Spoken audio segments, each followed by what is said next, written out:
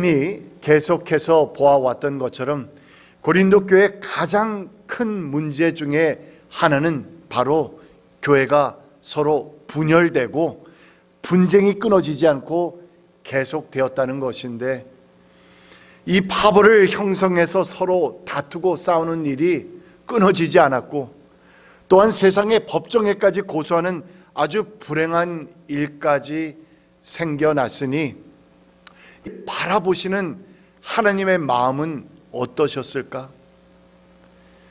또한 이 교회의 초대 목회자로서 계속해서 그들에게 여러분들은 하나입니다, 여러분들은 한 몸이신 그리스도의 몸을 지키고 있는 사람들입니다 하면서 호소하던 사도 바울의 마음은 과연 어떠했을까 하는 생각들을 해보게 됩니다.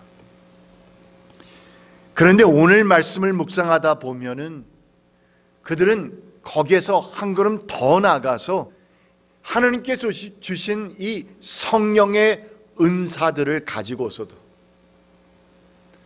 나 잘났다 너 잘났다 서로 다툼과 분쟁이 생겨난 것을 우리는 발견하게 되는데, 이에 바울은 너희 모두가 다 본래 그리스도인이 되기 이전에는 이방 사람들 아니었느냐? 원래부터 하나님의 백성 이스라엘과는 다른 사람들이었다, 택한 사람들이 아니지 않았느냐? 그리고 또한 우상 숭배하던 그런 자들이 아니었느냐고 말하면서 그들이 얼마나 비참했던 삶을 살았던 사람들이었는가를 상기시켜주고 있습니다. 2절 말씀을 보면 알다시피 여러분이 이방 사람일 때는 여러분은 이리저리 끄는 대로 말 못하는 우상에게로 끌려다녔습니다. 물론 여기서 말하는 이방 사람이라는 것은 영어로 foreigner 이게 아닙니다. 외국 사람을 말하는 것이 아니라 하나님 예수님과 아무런 상관이나 아무런 관계도 없이 살아가던 sinners, 죄인이었다는 의미인 것인데, 이전에는 말도 못하는 돌이나 또는 나무로 만들어진 우상들을 섬겼던 그런 이방 사람들이었다는 것입니다. 물론 고린도 교회도 유대인들이 다수 있기는 했지만 그러나 다수가 이방 출신들이었기에 바울은 이렇게 말하고 있는 것입니다. 그리고 이들은 예수님을 알기 이전에는 거짓의 아비인 사탄의 미혹에 빠져서 끌려다니면서 살았던 사람들이었는데, 그러던 어느 날 하나님의 그 놀라신 뜻과 섭리로 인해서 우리에게 그리스도의 복음을 듣고, 또한 그 복음을 통해서 하나님께서는 한 사람 한 사람 우리의 마음속에 성령의 역사를 통해서 이제 우리는, 또는 고린도 교회 교인들은 예수를 믿게 되었다는 말인 것입니다. 이 같은 사실에 대해서 바울은 고린도 교인들을 주지시키면서 이렇게 강조합니다. 그러므로 나는 여러분에게 알려드립니다. 하나님의 영으로 말하는 사람은 아무도 예수는 저주를 받아라 하고 말할 수 없고, 또 성령을 힘입지 않고서는 아무도 예수는 주님이시다 하고 말할 수 없습니다. 그러니까 여러분 가운데서 예수는 주님이시다 고백하는 사람이라면 그 사람은 여러분의 형제요 자매입니다. 왜냐하면 나도 그랬고 또한 그 사람 마찬가지로 한 성령 안에서 우리가 한 몸이 되었기 때문입니다. 그러니까 고린도 교회를 구성하는 그런 사람들은 매우 다양하지만, 그러나 이들이 하나같이 다 한 분이신 성령으로 말미암아서 예수를 고백하게 된 하나의 공동체인 것처럼, 사람마다 하나님께로부터 받는 은사와 선물의 종류는 다 다양하지만, 그러나 이 다양한 은사들을 허락해 주시는 분은 오직 한 분, 성령님이시라고. 그러므로 교회 성도들은 모두가 다 한 성령 안에서 한 주님을 믿는 한 가족임을 거듭 강조하고 있는 것입니다. 그래서 말씀을 봅니다. 사실 말씀을 보니 은사는 여러 가지지만 그것을 주시는 분은 어떠한 분이다? 같은 성령이시다.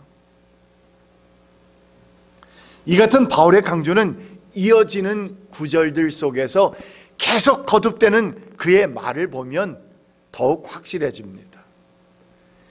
그것을 주시는 분은 같은 성령이십니다.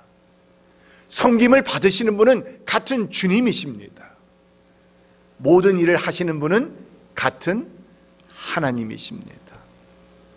여러분, 이 세 구절에서 뭔가 발견하지 않습니까? 그러니까 지금 바울은 여기에서 온갖 은사들을 허락해 주시는 분은 같은 하나님이시라고 말을 하면서 강조하면서도 반면에 매 구절마다 바꾸어서 무엇을? 성령님, 주님, 하나님 하면서 삼위일체 하나님을 언급하고 있는데, 이같이 삼위로 계시지만 한 분이신 하나님께서 각 사람에게 다양한 은사들과 직임과 사역을 주셨는데, 그 이유는 바로 다른 것이 아니라 교회의 유익을 위해서, 그리고 또한 우리가 하나라는 사실을 우리에게 알려주기 위해서, 가르쳐 주기 위해서였다는 것입니다. 7절 말씀입니다. 각 사람에게 성령을 나타내 주시는 것은 공동 이익을 위한 것입니다. 나 한 사람 잘나 보이라고 준 것이 아니라는 말입니다. 그리고 하나님께서 주신, 나에게 주신 그 은사를 가지고 나의 유익을 위해서 사용하는 것이 아니라는 것입니다. 11절입니다. 이 모든 일은 한 분이신 같은 성령이 하시며 그는 원하시는 대로 각 사람에게 은사를 나눠주십니다. 여러분, 이 구절이 우리에게 말해주는 것은 여러분과 저의 은사가 다르다는 말입니다. 나와 저 사람의 은사가 다르다는 말입니다.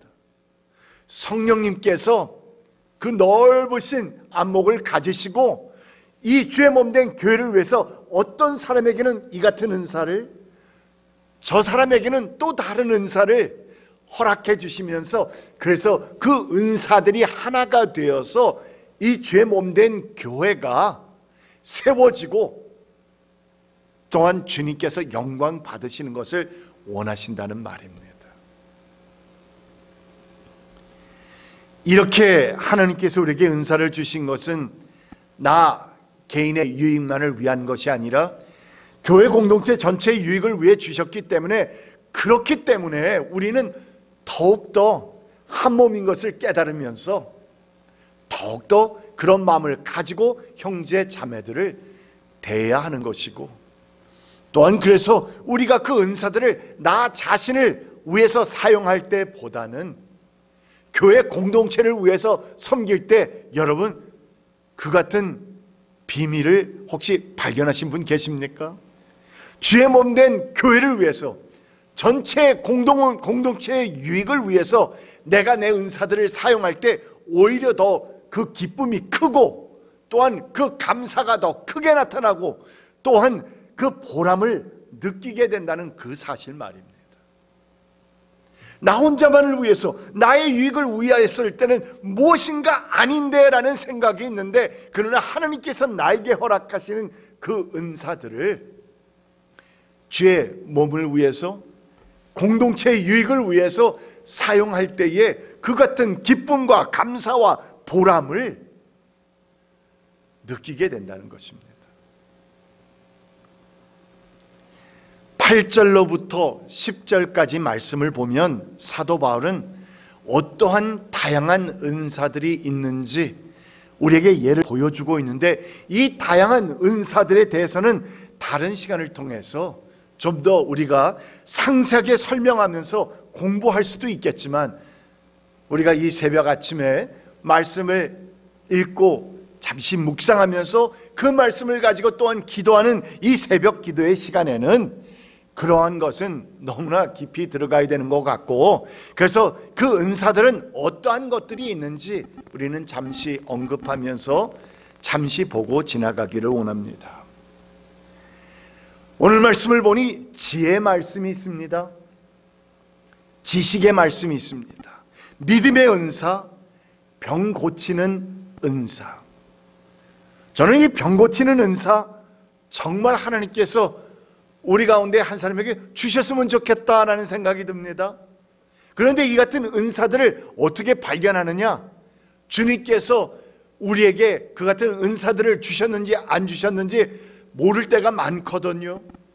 그러면 내가 주의 몸된 교회의 유익을 위해서 그냥 섬기는 겁니다. 봉사하는 겁니다. 그리고 누가 아픈 사람이 있으면 같이 형제자매들이 모여서 손을 얹고 기도할 때에 그 같은 하나님께서 나에게 허락하신 은사들이 있는지 없는지를 발견하게 됩니다. 어떻게? 같이 기도했는데 그 사람이 나은 거예요. 나인지 모르겠죠. 그러나 그 다음번에 다른 사람을 위해서 기도했는데 또 낫습니다. 그러고 보니까 이쪽 저쪽에서 기도할 때마다, 내가 있을 때마다 사람들이 치유를 받아요. 그러면 나에게 어쩌면 하나님께서 허락하신 병고침의 은사가 있나 보다 라고 생각할 수도 있겠죠.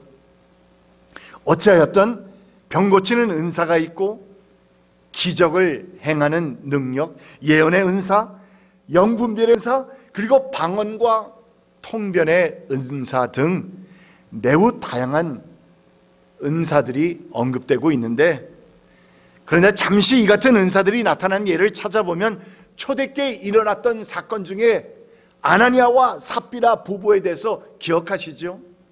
그런데 그들에 대해서 베드로는 영분별하는 그 은사를 통해서 그들 속에 거짓을 말하는 영이 있음을 발견합니다. 또한 그래서 기적을 행하는 은사를 통해서 베드로의 말씀 한마디에 그들이 즉각 그 자리에서 죽어버리는 일도 일어납니다. 또한 키프로스 섬의 살람이라는 지역에서 활동하던 박수 엘루마가 바울의 그 말 한마디에 어떻게 되어버립니까? 소경이 되어버리면서 이 일로 인해서 그 지역의 총독이 예수를 믿게 되는 놀라운 일이 생겨나죠. 그리고 이 모든 은사들을 보게 되면 하나같이 주님의 교회의 덕을 세우고 확장하는 데에 사용되었음을 발견하게 되는 것입니다. 그러므로 우리는 이같이 하나님 나라의 확장을 위해서 너무나도 중요하고 꼭 필요한 이 성령의 은사들의 다양성을 인정하는 가운데서 다른 사람들의 은사를 질투하거나 시기하거나 내 은사가 더한 것이라고 교만하지 아니하고 서로 섬기고 또한 세워주고 사랑하는 것이 우리가 이 죄 몸된 교회를 아름다운 교회로 세워나가는 데 있어서 필수라는 사실을 깨닫게 되는 것입니다. 여러분, 하나님께서는 우리 모두에게, 각 사람에게 각종 은사들을 허락해 주셨습니다. 나는 그 은사를 통해서 주의 몸된 교회를 위해, 공동체의 유익을 위해 얼마나 잘 활용하고 있는지 살펴보고 돌아봅시다. 한 달란트를 땅에 묻어두었던 사람처럼 은사들이 분명히 주어졌음에도 불구하고 나 몰라라 하면서 혹 게으름을 피우고 있다면, 그렇다면 우리는 주님 앞에 엎드려야 합니다. 주님 부르시는 그날까지 주님께서 나에게 허락하신 그 은사들을 최선을 다해서 섬기고 죄 몸된 교회를 세워가야 하는 것입니다. 하나님께서 우리에게 주신 다양한 은사들을 통해서 주의 몸된 교회와 성도들을 섬기면서 가장 큰 보람을 느끼고 가장 큰 기쁨을 누리게 되는 여러분 한 분 한 분 되시기를 주의 이름으로 축원드립니다. 기도합시다. 여러분, 오늘도 주의 말씀은 선포되었습니다. 우리가 잘 아는 내용의 말씀일 수도 있지만, 그러나 중요한 것은 우리가 잘 아는 그 하나님의 말씀을 우리의 삶 가운데 적용하는 것입니다. 살아보는 것입니다. 순종하는 것입니다. 그렇다면 교회 안에 역사하시는 그 하나님의 영은 한 분 성령 되심을 우리는 믿습니까? 그렇다면 더욱더 성령께서 하나 되게 하신 것을 우리는 지켜나가야 합니다. 지켜나가는데 나 또한 힘을 써야 합니다. 그리고 성령님께서는 우리 각 사람 한 사람 한 사람에게 우리의 교회를 세우고 지키는 데 필요한 각종 은사들을 허락해 주셨음을 우리는 알고 있습니까? 하나님께서 나에게 주신 은사 또는 은사들은 무엇입니까? 두드러진 은사가 있는가 하면 또한 이렇게 저렇게 따라오는 다른 은사들도 있다는 말입니다. 그렇다면 나는 그 은사들을 잘 사용하고 있습니까?